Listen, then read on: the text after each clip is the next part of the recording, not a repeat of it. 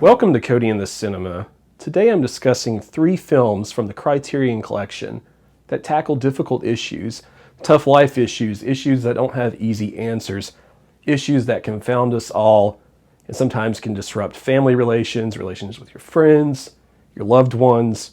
In other words, the kind of movies that I think we all need to watch from time to time to gain a better understanding of each other and the world around us. The first of these, and for all of these, I should say, there are going to be some triggering issues as a warning. I'm going to be talking about a lot of different trigger terms and different things of that nature, so do be aware that the content here might be a little bit difficult to access depending on trauma you may have experienced in the past. So the first of these, and one of the reasons why I wanted to be so careful with this topic and try to discuss it so maturely, is Thelma and Louise. If you have never heard of this might look like on the outside just kind of a road trip, 2 buddies hanging out kind of film, and it does have that, and there is plenty of humor. But on this, and in this movie, Gina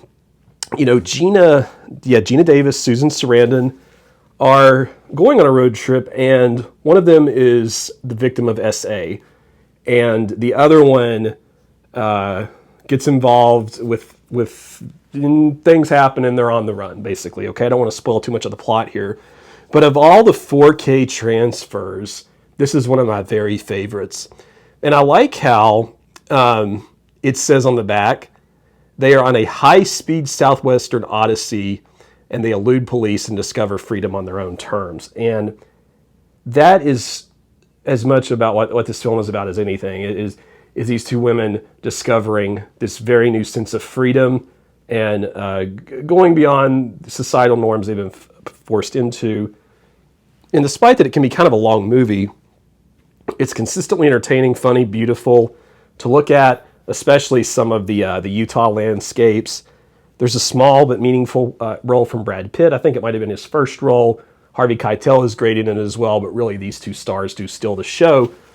And I as far as like Criterion presentation goes, the inside's just beautiful.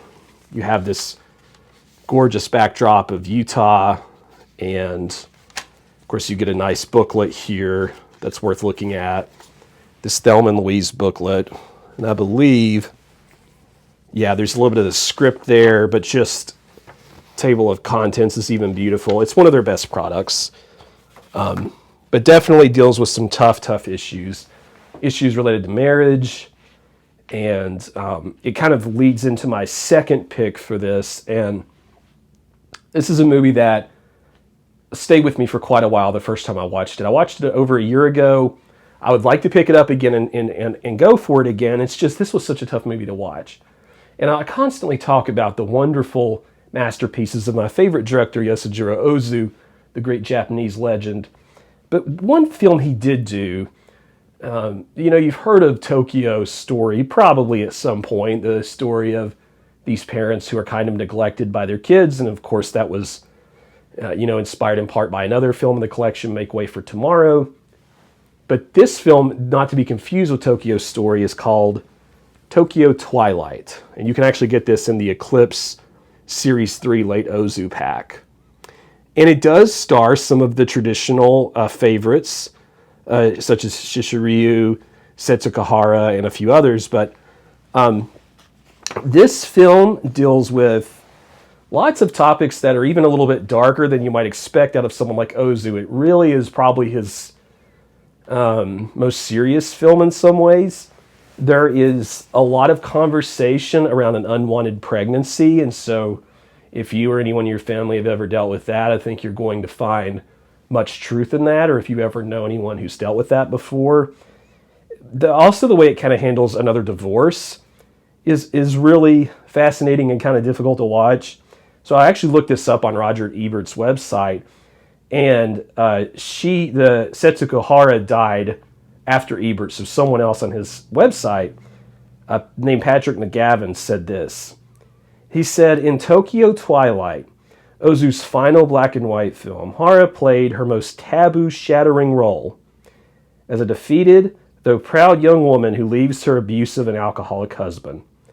And he says later on, in the Ozu films, Hara was often quick to smile or laugh, but it was a complicating gesture, sometimes instinctive or spontaneous, but more often than not a cloak that shielded a deeper pain or confusion.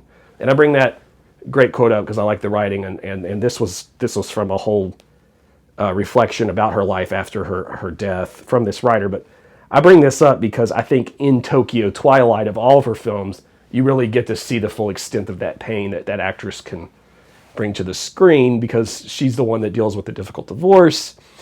And I saw some of that in a movie like Late Spring, another great Ozu film, but for some reason in this film, there were moments from her and from other actresses that really leave you walking away feeling, a sense of quiet despair and a lot to think about, and leaves you with a lot. And the taboo shattering is a little bit of what this video is about. And I wanted to talk about a third film that deals with shattering taboos. A film that I don't actually own, but I have seen from the collection that I'm considering buying. And so if you have it, let me know your thoughts about it. So this film is called Taste of Cherry.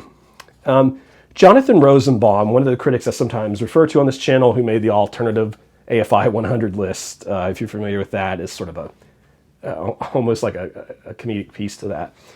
He said of the director, one of the great filmmakers of our time is a master at filming landscapes and constructing parable-like narratives whose missing pieces solicit the viewer's active imagination. A film that Roger Ebert at the time gave 1 star to. He wasn't a huge fan of it. But basically, if you've never heard of Taste of Cherry, a man drives around and he goes through these kind of beat-up looking hills that look like they're under construction or something. And he's just driving around and he's looking for someone to assist him in suicide. And this is taboo breaking, not only just for the time period, but I have read people will say, this breaks certain taboos related to Islam.